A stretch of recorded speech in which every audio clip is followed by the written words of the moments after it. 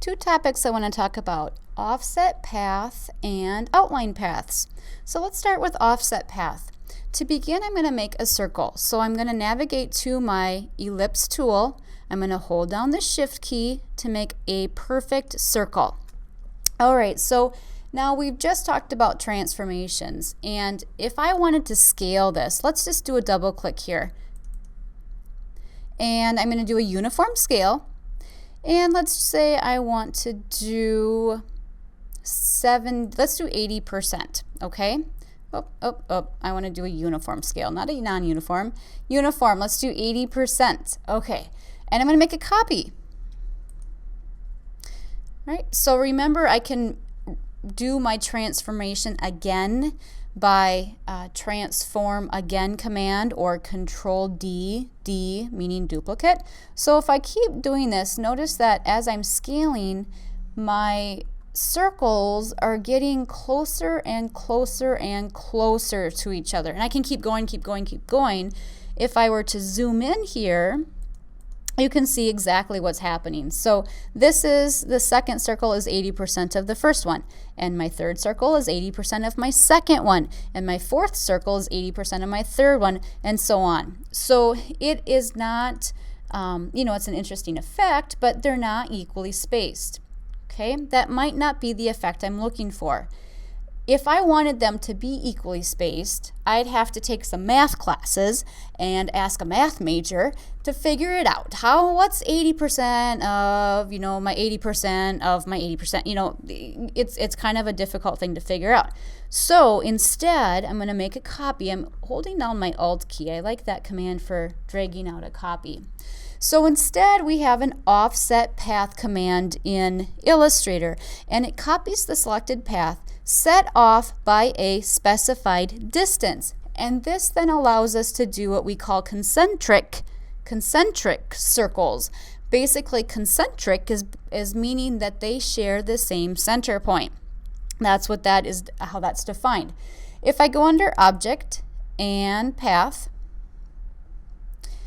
we've been here before looking at how to join and average paths, but here's what I want to look at: offset path. Now the unfortunate thing is that this doesn't have a quick key, so it's a little bit time consuming if you wanted to do this effect, because you do have to go to the object menu and then to path and then to offset path. So it's okay though if this is what you want this effect. So it's not measured by a percentage. It's measured by an actual amount. And I'm going to turn preview on because I want to see what's going on. Now, a positive value will create a larger copy outside of my original, which it just did. A negative value will create a smaller copy inside my original. So let's just do a negative 0.125, okay, 1/8 of an inch. Let's click OK. There it is. Kind of a big gap, but it'll work. Now I need to go back and notice my original is not selected anymore, but the new one that was just created is selected. So I don't have to worry about selecting anything. I just leave it as it is. Go to Object and Path and back to Offset Path. It remembers my last amount, so I'm just going to click OK. You can already see that they are equally spaced. One more time. Remembers it. Okay, I don't know if I have, with my larger gap, if I have enough time or space to get down into one more. Let's just see what happens. I may have misclicked there. Let's try this again. Okay, no. All right, so not enough room to go lower, but you can see how they are equally spaced. So it's a different visual effect. So this is the scale where it's a percentage of a percentage of a percentage all the way down.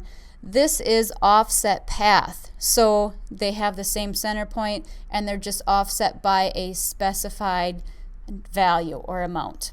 Okay, so that's kind of a fun tool. It's kind of hidden, so you just have to remember that it's there. Next item is outline stroke. So if I were to create a stroke, and I can do this with a paintbrush, I could do this with a pencil, Okay, and we're getting all different types, and we know that we can play with our stroke weight. When we get into the brushes, we can play with some really fun, interesting brushes as well, which this gets kind of cool then. We could also use our pen tool, our lovely pen tool. Let's deselect that line, you know, to get some kind of a shape here as well. Okay, so I have three different lines, basically, different types of lines. Now with this, I'm just going to show you in brushes, we have an option actually to add a whole bunch more.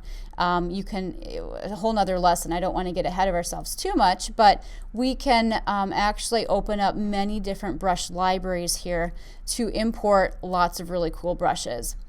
But for now, we're just going to leave it as it is and just show that we have all these different types of strokes. Now, when we change the color of these, we can certainly do that, but there are some things that we can't put on them. In a newer version of Illustrator, we are able to put a gradient on, but there still are some things that we can't do. We can put a pattern as well. But there might be times when we want to have actually it acting as though it's an object rather than a stroke. So it's an easy way to change it, very similar to how we outline text. Same principle where we're converting a stroke to a closed path. So I'm going to have my stroke selected, and I'm going to go under Object and Path and Outline Stroke. So you can see a whole lot of anchor points. If I zoom in, you can see that basically it's now an object. Let's just do it to this next one. We'll zoom out. Remember, I'm using Control, Alt, and Spacebar to zoom out. Select this one. And I can do with, you know, whatever stroke weight. I have a fairly small stroke weight. It's still going to work. Object, Path, Outline Stroke. There it is. And the last one, this is the one I drew with my pen tool. Path, Outline Stroke. So now these are all, they're all objects, and you can see that my fill is yellow, my stroke is none. So it has converted what was originally the stroke into the fill. All right, so two tasks here that we did. One was the offset path. Remember, this was the scale. This is the offset path. And then we also have the outline stroke.